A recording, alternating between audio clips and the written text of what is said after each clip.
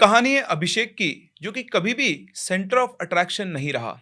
देहरादून के एक बहुत रेप्यूटेड कॉलेज के अंदर वो इंग्लिश लिटरेचर का फर्स्ट ईयर का स्टूडेंट था। शुरू से ही वो इंट्रोवर्ट रहा है और लोगों से वो बहुत ज़्यादा इंटरैक्ट नहीं करता था जब तक कि उसे बहुत ज़्यादा ज़रूरत ना पड़े। वो अपना ज़्यादा से ज़्यादा वक्त लाइब्रेरी में गुजारा करता था। उसे बुक्स पढ़ने का बहुत शौक था। आप कह सकते हैं कि किताबों से उसे एक अलग लेवल का प्यार था। पोएम्स लिखना, लिटरेचर पढ़ना, ये उसकी हॉबीज में से एक था। जब बाकी स्टूडेंट्स क्रिकेट खेलते, ग्राउंड पे जाते, स्पोर्ट्स के अंदर पार्टिसिपेट करते और वीकेंड पे पार्टीज करने के प्लान बनाते, अभिषेक जो था वो लाइब्रेरी की चार दीवारी के अंदर अपने आप को बंद रखता। वो तब तक किसी से बात नहीं करता था जब तक कि बहुत जरूरी काम ना हो। इमोशनली भी वो काफी रिजर्व था। उसके साथ पढ़ने वाले स्टूडेंट्स ने कई बार शुरू शुरू में कोशिश की उसको भी ओपन अप करने की, ताकि वो भी लोगों से इंटरेक्ट करें, लेकिन वो अपने ही एक क्लोज शेल के अंदर रहता था। और धीरे धीरे बाकी सभी स्टूडेंट्स ने भी उससे दूरियां बना ली थी। इवन उसके जो रूममेट्स थे वो भी उससे सिर्फ तभी बात करते थे जब उन्हें कोई काम होता था। और सभी लोगों ने उससे दूरियां बना ली थी। वो बिल्कुल अकेला पड़ गया था। लेकिन इस चीज की कभी उसने कंप्लेन नहीं की, क्योंकि वो अभी तक की जिंदगी भी ऐसे ही जीता आ रहा था। लेकिन कहते हैं ना, कोई कितना भी अकेला हो, भगवान ने सबके लिए किसी ना किसी को बनाया है। वो जुलाई की एक बारिश वाली शाम थी जब पहली बार अभिषेक ने उसे देखा। वो लाइब्रेरी के कोने में बैठी हुई कुछ पढ़ रही थी। वो कोना जहां पर जनरली कोई नहीं बैठता था। उसने एक पाउडर ब्लू कलर का कुर्ता पहना हुआ था और उसके लंबे लंबे बाल उसके सामने रखी हुई किताब के ऊपर बिखरे हुए थे। और उसको देखकर मतलब अभिषेक के दिल में अलग गिटार बजने लगी।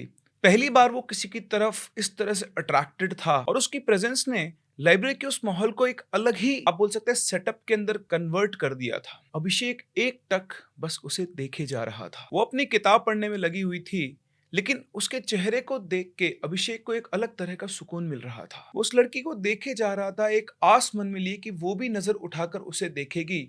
और ऐसा हुआ भी। उसने ना सिर्फ उसकी तरफ देखा, वो नजर उठा के अभिषेक की तरफ देखती और मुस्कुराते हुए बोलती है, क्या तुम भी किताबों के साथ बहुत ज्यादा वक्त गुजारते हो? अभिषेक थोड़ा हिचकिचाया और उसने हाँ में सिर हिला दिया। उधर से उसका जवाब आया, मैं भी। उसकी आवाज में भी एक अलग अट्रैक्शन था। ना वो ज्यादा तेज थी, ना वो ज्यादा कम। एक ऐसी आवाज जो अभिषेक के कानों को बहुत सुकून दे रही थी। उसने अपना नाम मीरा बताया। उसके बिल्कुल शार्प फीचर्स थे और उसके हर अंदाज में एक अजीब सा ठहराव था।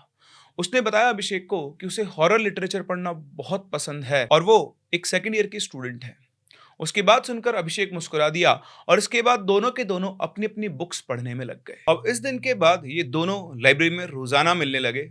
पहले दोनों अलग अलग बेंच के ऊपर बैठा करते थे, लेकिन धीरे धीरे एक दूसरे से बातचीत होना शुरू हुई, साथ में बैठने लगे और अब हर दिन ये लाइब्रेरी के अंदर बहुत सारा वक्त गुजारने लगे। घंटों घंटों बैठकर ये वहां पर बातें किया करते थे। अभिषेक के लिए तो जैसे समय रुक सा गया था। उसकी तन्हाई को दूर करने के लिए अब मीरा उसकी जिंदगी में आ गई थी। वो इंट्रोवर्ट लड़का जो किसी से बातचीत नहीं किया करता था, वो मीरा से खुलकर बहुत देर तक बातचीत करता था। धीरे धीरे वो मीरा की टुवर्ड्स अट्रैक्ट होने लगा था और कुछ ही दिनों में ऐसा हो गया था कि वो एक दिन भी मीरा से बात के बिना नहीं रह सकता था। लेकिन जिस प्यार, जिस अट्रैक्शन को वो महसूस कर रहा था, उसके पीछे छुपा था एक बहुत बड़ा राज। एक ऐसी कहानी जिसे समझने के लिए अभिषेक को अपनी जिंदगी, अपना होश, अपना दिल और सबसे बड़ा अपना वजूद तक दांव पे लगाना पड़ेगा। जी हाँ, कुछ ऐसी हमारी आज की कहानी। और कहानी में आगे बढ़े उससे पहले अगर आपके पास कोई रियल सुपरनेचुरल एक्सपीरियंस है या फिर कोई इंटरेस्टिंग स्टोरी है, तो आप हमारे साथ हमारी इन दी गई आईडीज पर या फिर हमारे इस व्हाट्सएप नंबर पर भी शेयर कर सकते हैं। इसी के साथ साथ अगर आपको ऐसी और खतरनाक और इंटरेस्टिंग स्टोरी पढ़नी है, तो आप मेरी इस बुक को चेकआउट जरूर करें। जिन भी लोगों ने इस बुक को परचेज किया है, पढ़ा है, उनके बहुत अच्छे रिव्यूज हैं। और यहाँ पर आपको जानने को मिलेगी एक यक्षिणी के ऊपर बेस्ड कहानी और एक ह्यूमन का एक सुपरनेचुरल पावर के साथ इंटरेक्शन। और आई एम श्योर आपको ये कहानी बहुत बहुत बहुत पसंद आएगी। इस बुक को एक्सेस करने के लिए लिंक डिस्क्रिप्शन में दिए गए हैं। अभी जाएं, चेकआउट जरूर करें। और हाँ, अगर आप चैनल को सब्सक्राइब नहीं किया है तो प्लीज प्लीज प्लीज सब्सक्राइब करें। और अगर आपको ये कहानी पसंद आए तो वीडियो को लाइक जरूर करें। तो इस तरह से धीरे धीरे अभिषेक और मीरा का इश्क परवान चढ़ने लगा। अभिषेक ने कई बार मीरा से पूछा कि वो कौन से हॉस्टल में रहती है वगैरह वगैरह, उसके बारे में जानने की कोशिश की। तो उसने कहा कि देखो, मैं किस हॉस्टल में रहती हूँ तो मैं तुम्हें नहीं बताऊंगी, क्योंकि तुम एक फर्स्ट ईयर के स्टूडेंट हो और मैं सेकेंड ईयर के स्टूडेंट हूँ। मैं तुम्हें बताऊंगी, तुम उस तरफ आना शुरू करोगे, मेरी फ्रेंड्स वगैरह को पता लगेगा और वो मेरा मज़ाक उड़ाएँगी कि मैं एक फर्स्ट ईयर के स्टूडेंट के साथ टाइम स्पेंड करती हूँ। और दूसरा, मैं अपने इस रिलेशनशिप को किसी के सामने लाना भी नहीं चाहती हूँ, क्योंकि मैं थोड़ी इंट्रोवर्ट हूँ। तो उसकी बात अभिषेक को बहुत अच्छे से समझ में आई, क्योंकि वो भी अपनी चीज़ों को छुपा कर ही रखता था, अपनी फीलिंग्स तक को छुपा के रखता था, वो भी इंट्रोवर्ट था।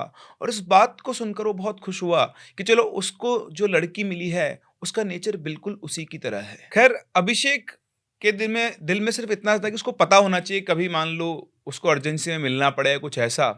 तो जब मीरा ने नहीं बताया तो उसने भी मन में ठान लिया कि कोई बात नहीं, ये कौन-सा बड़ा टास्क है। पढ़ती तो तुम इसी कॉलेज के अंदर हो, मैं अपने आप पता कर लूँगा कि ये कौन से हॉस्टल में रहती है। तो 1-2 दिन के बाद लाइब्रेरी के अंदर ये दोनों बैठे हुए पढ़ रहे थे। तो मौका देखकर अभिषेक उठकर, जो लाइब्रेरियन था, जो सँभालते हैं लाइब्रेरी को, मिस्टर सैयल उनका नाम था, उनके पास जाता है और उधर टेबल की तरफ इशारा करके बोलता है कि सर, ये जो लड़की बैठी है, क्या मुझे इसकी आईडी मिल सकती है? मुझे उसका आईडी नंबर चाहिए। तो उन्होंने अपना चश्मा ऐसे हटा के उधर देखा और उससे बोला, वहाँ तो कोई भी नहीं बैठा है। घूमकर भी उसने देखा तो मीरा वहाँ से गायब थी। उसको देखकर जगह, मतलब उस खाली जगह को देखकर मुस्कुरा दिया और मन ही मन सोचने लगा कि ये हमेशा की तरह चुपचाप निकल गई है। शायद इसको पता लग गया था कि मैं यहाँ पर क्या पूछने आया हूँ। थोड़ी देर बाद अभिषेक भी वहाँ से निकल गया। फिर इसके 1-2 दिन के बाद एक दिन अभिषेक अपनी क्लास से वापस आ रहा था और तभी उसको एक सीनियर मिला सेकंड ईयर का। तो उसने उनसे पूछा, क्योंकि उसको ये पता था कि मीरा जो थी साइंस की स्टूडेंट थी, केमिस्ट्री में वो बीएससी वहाँ से कर रही थी। तो जो दूसरा लड़का जिसको दिखा उसको जानता था और वो भी उसी केमिस्ट्री से ही बीएससी कर रहा था। तो उसने जाके उससे पूछा कि यार, तुम्हारे बैच के अंदर, मतलब आपके बैच के अंदर मीरा नाम की एक लड़की पढ़ती है, क्या आप उसको जानते हो? उसकी बात सुनकर उस सीनियर ने उसे कन्फ्यूजन से देखा और कहा, मीरा? यार, मीरा नाम की तो कोई भी लड़की हमारे बैच में नहीं है। अभिषेक चुप हो गया, उसने थोड़ी हँसने की एक्टिंग की और उसके बाद उसे बोला, अच्छा कोई बात नहीं, शायद मुझे गलत नाम याद रह गया है। उसके जाने के बाद अभिषेक सोचने लगा कि ये क्या चक्कर है? पर फिर उसने सोचा कि मीरा भी तो उसी की तरह शायद इंट्रोवर्ट है। वो लोगों से ज़्यादा इंटरैक्ट नहीं करती और अलग-अलग रहती है, इसलिए शायद ये लड़का उसके बारे में कुछ भी नहीं जानता होगा। वैसे भी ऐसा ज़रूरी नहीं है कि एक क्लास के सारे स्टूडेंट बाकी सारे स्टूडेंट को जानते हों। खैर, इन सब चीज़ों से अभिषेक और मीरा के रिश्ते में कोई फ़र्क नहीं पड़ा और उनका कनेक्शन और गहरा होता गया। अब उनका मिलना-जुलना सिर्फ लाइब्रेरी तक सीमित नहीं था। ये दोनों के दोनों ऑलमोस्ट दिन भर साथ रहा करते थे और मोस्टली ये कॉलेज के बाहर मिला करते थे ताकि इन्हें कोई देखे नहीं। कॉलेज के पीछे वाले पार्क में दोनों साथ-साथ वॉक करते, एक पुराना बरगद का पेड़ था उसके नीचे बैठे रहते थे और शाम को जब अंधेरा हो जाता था तो ऑडिटोरियम के पास बैठकर दोनों हिंदी गाने गुनगुनाया करते थे। और इधर अभिषेक का भी रूटीन बदल गया था। वो सोता कम था, खाता कम था, लेकिन मुस्कुराता ज़्यादा था। वो दोनों हर दिन एक अलग आइसोलेटेड जगह पर बैठा करते थे। जैसा कि सभी फर्स्ट टाइम लवर्स करते हैं, वो एक ऐसा सेक्लूडेड स्पेस देखते हैं जहाँ पर उन्हें कोई भी डिस्टर्ब ना करे और इस तलाश में ये हर दिन नई-नई जगह चेंज किया करते थे। और फिर ऐसे ही एक दिन मीरा ने अभिषेक को सजेस्ट की एक जगह। उसने बताया कि अपने कॉलेज का पुराना केमिस्ट्री ब्लॉक है और वो बंद है, वहाँ कोई आता-जाता नहीं है। हम लोग अगर वहाँ पर मिलेंगे तो हमें वहाँ पर कोई भी डिस्टर्ब नहीं करेगा और किसी को पता भी नहीं चलेगा कि हम दोनों वहाँ पर मिलते हैं। मीरा ने अभिषेक को बताया कि कई साल पहले वहाँ पर एक फायर एक्सीडेंट हुआ था और उसके बाद उस जगह को सील कर दिया गया और कोई भी वहाँ पर आता-जाता नहीं है। लेकिन वहाँ जाने का एक सीक्रेट रास्ता है जो मुझे पता है। तो अगर तुम चाहो तो हम लोग वहाँ पर मिल सकते हैं और बहुत देर तक टाइम भी स्पेंड कर सकते हैं। अभिषेक को इसमें क्या दिक्कत थी? वो तो चाहता ये था कि वो जितना ज़्यादा हो सके मीरा के साथ टाइम स्पेंड करे और इसके बाद इन दोनों ने उस केमिस्ट्री ब्लॉक में मिलना शुरू कर दिया। सबकी नज़रों से छुपे हुए ये लेट नाइट तक वहाँ पर टाइम स्पेंड किया करते थे और उसके बाद दोनों अपने-अपने हॉस्टल में चले जाया करते थे। ऐसे ही एक रात, शायद 8:30, 9 या 10 बजे होंगे, उसके आसपास ये लोग उसी ब्लॉक के अंदर बैठे हुए थे और उस बिल्डिंग का एक शटर्ड जला हुआ विंडो हल्की-हल्की हवा के साथ हिल रहा था और मीरा उस विंडो को ही घूर रही थी। और उसको घूरते-घूरते ही उसने अभिषेक से सवाल पूछा, क्या तुम मुझसे हमेशा ऐसे ही प्यार करते रहोगे अभिषेक? अभिषेक ने उसकी बात सुनकर तुरंत हाँ में जवाब दिया और बोला, ये भी कोई पूछने की बात है, मैं तुमसे जिंदगी भर प्यार करूंगा। उसकी बात सुनकर मीरा ने अपना चेहरा उसकी तरफ घुमाया और उसकी आंखों में देखने लगी। मीरा की आंखों में एक अलग ही ठहराव था और फिर मीरा ने एक ठंडे लहजे में अभिषेक से एक सवाल किया, जिंदगी के बाद भी? अभिषेक थोड़ा सा चौंक गया और वो मीरा की तरफ देखने लगा। आज पहली बार उसे मीरा का बिहेवियर थोड़ा, मतलब जो ये क्वेश्चन पूछने का तरीका तो थोड़ा अलग लगा और पहली बार उसे थोड़ा सा मीरा से डर लगा, जैसे उस सवाल के अंदर कोई सच या कोई राज छुपा हो। उसका चेहरा देखकर मीरा मुस्कुराते हुए बोली, तुमने मेरे सवाल का जवाब नहीं दिया, डर गए? अभिषेक बोला, नहीं नहीं, ऐसी बात नहीं है। फिर उसने अपनी घड़ी की तरफ देखा, बोला, चलो टाइम बहुत हो गया है, हो सकता है कोई गार्ड वार्ड हमें यहाँ पे देख लेगा तो प्रॉब्लम हो जाएगी, हम लोग चलते हैं, हम लोग कल मिलेंगे। और इस तरह से ये दोनों वहां से निकल जाते हैं। अब कोई इंसान प्यार में होता है तो उसे लगता है कि उसे कोई देख नहीं रहा है, लेकिन ऐसा है नहीं। और यहाँ पर भी कुछ ऐसा ही था। अभिषेक को लग रहा था कि किसी को कोई मतलब नहीं है उससे, लेकिन उसका एक रूममेट था, इसका नाम था राहुल।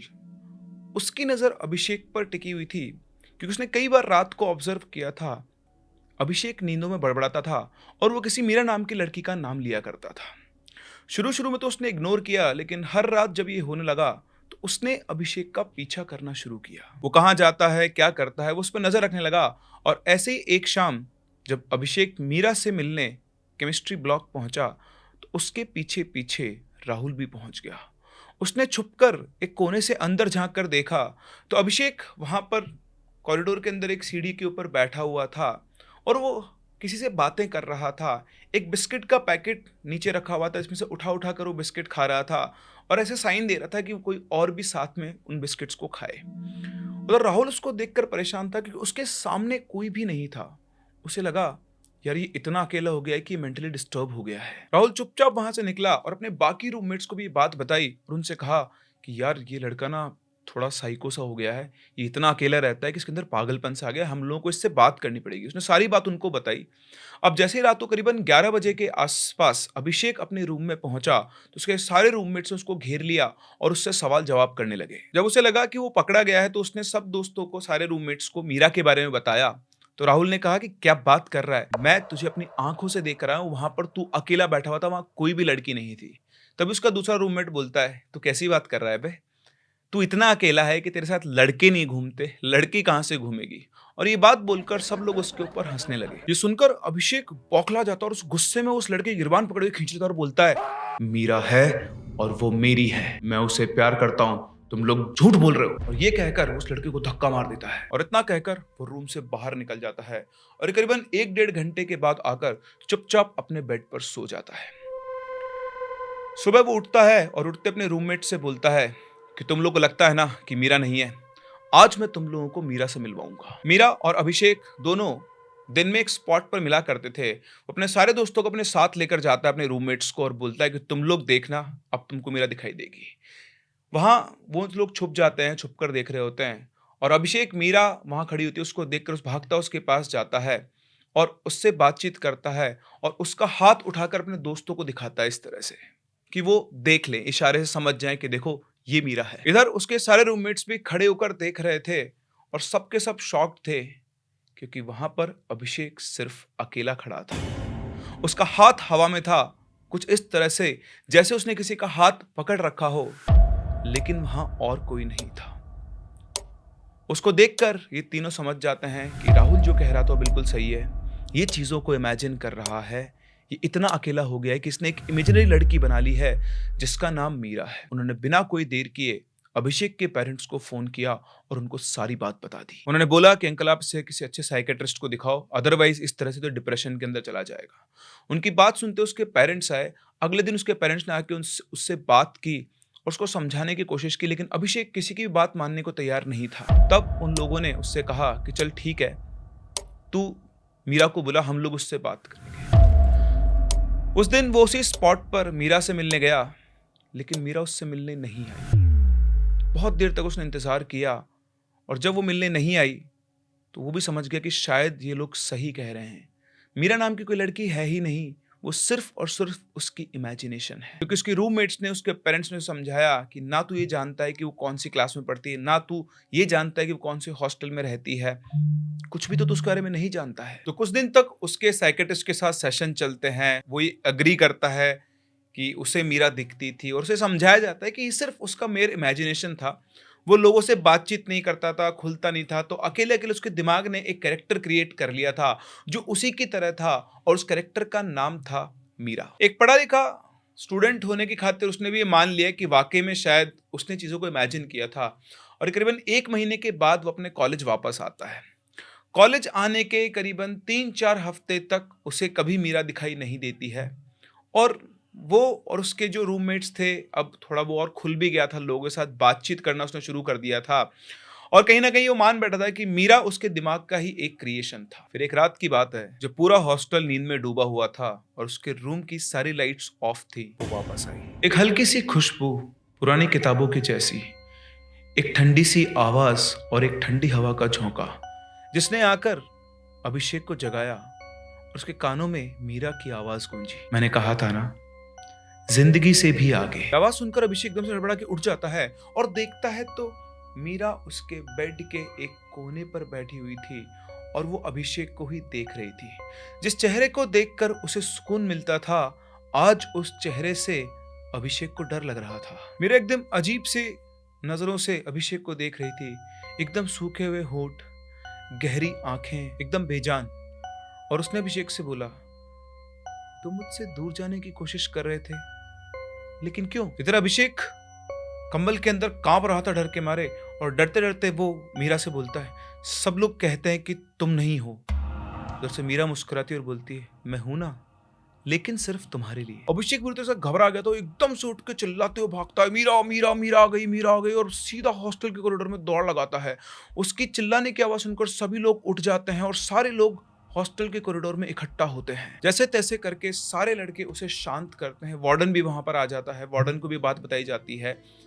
सबको ये पता लग गया था कि इसको पहले भी 1 महीना पहले ये ट्रॉमा या ऐसी कोई चीज़ थी। अपने आप से इसने इमेजिन कर लेते हैं कि एक लड़की है मीरा नाम की, और उसी के सपने से बार बार आते रहते हैं, और शायद आज भी कुछ ऐसा ही हुआ है। इसका मेंटल ब्रेकडाउन हुआ है। जैसे तैसे वो रात गुजरती है। सुबह तक अभिषेक भी थोड़ा शांत हो जाता है और रात को जो भी कुछ हुआ वो सुनकर वे समझ जाता है कि अगर दोबारा उसने मीरा उसके बारे में कोई बात की तो लोग उसे पागल समझना शुरू कर देंगे। वो 4-5 दिन बिल्कुल शांत रहता है, किसी से कोई जिक्र नहीं करता, बिल्कुल नॉर्मल लाइफ जीता है। और 4-5 दिन के बाद वो लग जाता है अपनी सर्च में। वो ये जानना चाहता था कि इस कॉलेज में कभी मीरा नाम की कोई लड़की थी भी या नहीं। क्या ये उसका मेयर इमेजिनेशन है या फिर मीरा का वाकई में कोई वजूद या तो था या फिर है। और कॉलेज के बारे में कुछ भी जानने के लिए उसे सबसे सही जगह लगी, वो थी उसका फेवरेट प्लेस, लाइब्रेरी। वो रोज लाइब्रेरी में पहुंचता और पुराने अखबारों के आर्टिकल ढूंढना शुरू करता। 1 दिन, 2 दिन, 3 दिन उसने लाइब्रेरी के हर जो भी वहाँ पर अवेलेबल थे पुराने आर्टिकल्स, अखबारों के जो कलेक्शन था, सब कुछ उसने ढूंढा। उनकी लाइब्रेरी के अंदर ऐसा एक सेक्शन था जहाँ पर कॉलेज के बारे में, पुरानी जो इवेंट्स होते हैं उन सब के बारे में इन्फॉर्मेशन थी, और वो सबको एक्सप्लोर कर रहा था। और एक दिन उसके हाथ लगा एक आर्टिकल, जिसे देखकर उसकी दुनिया पलट जाती है। जहां अब तक वो भी ये समझ रहा था कि सब उसका इमेजिनेशन है, आज उसके हाथों में प्रूफ था कि ये इमेजिनेशन नहीं है। उस आर्टिकल में लिखा हुआ था, केमिस्ट्री ब्लॉक में आग, 3 स्टूडेंट की मौत। फोटो भी लगी थी उन स्टूडेंट्स की, और एक फोटो के ऊपर लाल कलर के इंक से सर्कल हो रखा था जिसपे नाम लिखा हुआ था मीरा सिंह। आरव की पूरी बॉडी एक मोमेंट के लिए बिल्कुल नम हो गई। वो उस फोटो की तरफ देख रहा था। फोटो धुंधली थी, लेकिन वो चेहरा उसकी आंखों में बसा हुआ था। ये वही मीरा थी जो उससे मिलने आती थी, वही पाउडर ब्लू कलर का सूट पहनकर जो मीरा मिलने आती थी, सेम उसी सूट में उसकी वो फोटो उस अखबार में लगी हुई थी। वही मीरा जिसके साथ वो लाइब्रेरी में बैठ के बातें किया करता था, वही मीरा जिससे वो उसी केमिस्ट्री ब्लॉक में रोज रात को मिला करता था जिसमें उसकी मौत हुई थी। कई सालों पहले केमिस्ट्री ब्लॉक में जो आग लगी थी, उसी आग में मीरा भी जलकर मर गई थी। और आरव के दिमाग में सिर्फ एक ही आवाज गूंज रही थी, मैं बस तुम्हारे लिए हूं। आरव को एक तरफ से खुशी भी थी और एक तरफ से शॉक्ड भी था। खुशी इस बात की थी कि वो खुद अपने आप को पागल समझ रहा था, लेकिन जिस मीरा से वो रोजाना मिलता था वो कभी इस दुनिया में एग्जिस्ट करती थी। लेकिन शॉक्ड वो इसलिए था कि आखिर आज तक उसे पता कैसे नहीं लग पाया, कैसे उसने लोगों पर विश्वास नहीं किया कि जो मीरा किसी और को नहीं दिखाई देती है, वो सिर्फ उसे ही क्यों दिखाई देती है। अभी भी उसे ऐसा लगता था कि मीरा उसे मिलेगी या दिखेगी जरूर, और इसी तलाश में उस रात सबसे छुपते छुपाते वो वापस से पहुंचता है उसी केमिस्ट्री ब्लॉक में। वही पुरानी बिल्डिंग जिसके ऊपर वार्निंग साइंस लिखे हुए थे, वही पुरानी बिल्डिंग जहां पर वो रोजाना मीरा से मिला करता था, लेकिन आज उसे अंदर जाने में एक अलग तरह का डर लग रहा था। उस ब्लॉक के अंदर वो झांकता है, बिल्कुल अंधेरा हो रखा था, और वो दम मार के एक आवाज देता है, मीरा। और इतना बोलते ही सामने अंधेरे में से उसी पाउडर ब्लू सूट में मीरा निकल के बाहर आती है। आरव ने कांपते हुए से पूछा, तुम सच में मर चुकी हो? उसके बाद सुनकर मीरा मुस्कुराती और बोलती है, हाँ, लेकिन मैं तुम्हारे लिए हूं और तुम मेरे लिए। और इसके बाद वो एक अजीब सी स्माइल अभिषेक की तरफ पास करती है। उसको देखते देखते अचानक से अभिषेक वहीं का वहीं बेहोश हो जाता है। जो लास्ट चीज उसने देखी थी वो मीरा को सिर्फ मुस्कुराते हुए। अगली सुबह कॉलेज के जो गार्ड्स थे उन्होंने अभिषेक को केमिस्ट्री ब्लॉक के बाहर पड़े हुए देखा। उसका पूरा चेहरा राख के अंदर हो रखा था, होठों से खून बह रहा था, और जो सबसे शॉकिंग बात थी वो बेहोश था लेकिन उसकी आंखें बंद नहीं थी। उसकी आंखें यूं की यूं खुली हुई थी जैसे किसी ने उसको हिप्नोटाइज कर दिया हो। कॉलेज वालों ने उसके माता पिता को फोन किया ये बोलकर कि आपके बेटे को बहुत बड़ा मेंटल ब्रेकडाउन हो गया है, आप इसे जल्दी से यहाँ से लेकर जाइए। पेरेंट्स आते हैं, उसको लेकर जाते हैं। उसकी हालत देखकर वो भी बहुत परेशान थे। डॉक्टर को तो दिखाते दिखाते हैं, साथ ही साथ उन्होंने एक लोकल पुजारी जो थे उनके वहां पर उनको भी दिखाया और उन्होंने चेक करके उसको बताया कि ये लड़का किसी लड़की की आत्मा के बंधन में आ गया है। उस लड़की ने इससे प्रेम की शपथ ली और उस शपथ से उसने इसको बांध दिया है। इसके बाद अभिषेक की स्पिरिचुअल हीलिंग शुरू हुई। हवन किए गए, यज्ञ किए गए, पूजा की गई, रक्षा सूत्र बनाए गए, उसके लिए कवच बनाए गए, पूजा की गई, और धीरे धीरे साथ ही साथ उसका साइकेट्रिक इलाज भी चल रहा था। धीरे धीरे 2 महीने 2.5 महीने में जाकर अभिषेक वापस से रिकवर कर पाया। करीबन 2.5-3 महीने के इलाज के बाद वो बिल्कुल ठीक हो पाया, मेंटली भी फिजिकली भी। और उसके बाद उसने कभी मीरा का नाम नहीं लिया, ना सपनों में, ना बेहोशी में और ना होश में। करीबन 3 महीने के बाद वो वापस से अपने कॉलेज लौटा। कॉलेज आने के बाद वो अपनी पढ़ाई में बिजी हो गया और अब उसका नेचर बिल्कुल चेंज हो चुका था। जहां वो इंट्रोवर्ट था, वो सब लोगों से मिला करता था, कोशिश करता था कि लोगों के साथ इवेंट्स में पार्टिसिपेट करे, और इस तरह से सब कुछ ठीक चल रहा था। लेकिन फिर से उसकी जिंदगी में एक मोड़ आया। बाकी सब बदल गया था, लेकिन उसका किताबों से प्रेम अभी तक नहीं छूटा था। लाइब्रेरी जाना उसे पसंद था, और एक दिन लाइब्रेरी में एक पुराने स्टोर रूम वाले सेक्शन के अंदर वो कुछ चीजें ढूंढ रहा था। तभी उसके हाथ एक डायरी लगती है जिसके ऊपर लिखा हुआ था मीरा एस। उस डायरी के हाथ में आते ही पूरी चीजें वापस उसके सामने फ्लैशबैक की तरह आ गई। वो उस डायरी को खोलना नहीं चाहता था, वो इस नाम को दफना देना चाहता था, लेकिन पता नहीं ऐसा कौन सा फोर्स था, ऐसा कौन सा अट्रैक्शन था जो उसे अंदर से आवाज दे रहा था कि एक बार उसे इस डायरी को खोल के पढ़ना चाहिए। उसने इस डायरी का पहला पन्ना खोला और वहां पर जो कुछ लिखा हुआ था वो उसने पढ़ा। मुझे यहाँ कोई पसंद नहीं करता, मैं बुक्स के साथ बहुत ज्यादा खुश हूँ। शायद कोई होगा जो मेरी तरह फील करे, जो मुझे समझे बिना कुछ कहे। ये 4 लाइन पढ़कर अभिषेक सब कुछ समझ गया। उसे समझ में आ गया था कि मीरा बिल्कुल उसी के तरह के नेचर की थी, एक लोनर, एक नर्ड, एक ऐसी रूह जो जीवन भर किसी अपने को ढूंढती रही, और वो जब उसे मिला तो बहुत देर हो चुकी थी। आज अभिषेक को ये फील हो रहा था कि क्यों मीरा उसकी लाइफ में, क्यों उसका मीरा से कनेक्शन बना, क्योंकि मीरा बिल्कुल उसी की तरह थी, बिल्कुल इंट्रोवर्ट, लोगों से इंटरेक्ट नहीं करती थी, और वो किसी अपने जैसे इंसान को ही ढूंढ रही थी। लेकिन समय से पहले उसकी मौत हो गई, लेकिन ये इच्छा उसकी रह गई कि कोई उसे उसका दोस्त मिले, और उसे जब मिला आरव तो वो उसे दिखाई दी। इसीलिए शायद वो कहती थी कि मैं तुम्हारे लिए हूं। उसने एक और चीज पे ध्यान दिया कि कभी भी मीरा ने उसे नुकसान नहीं पहुंचाया था। उसे शायद सिर्फ एक साथ चाहिए था जो उसे अभिषेक के साथ मिला था। उन दोनों का मिलना सिर्फ एक इत्तेफाक नहीं था, दोनों के दिल में वही खामोशी थी, वही तन्हापन और वही प्यास समझे जाने की।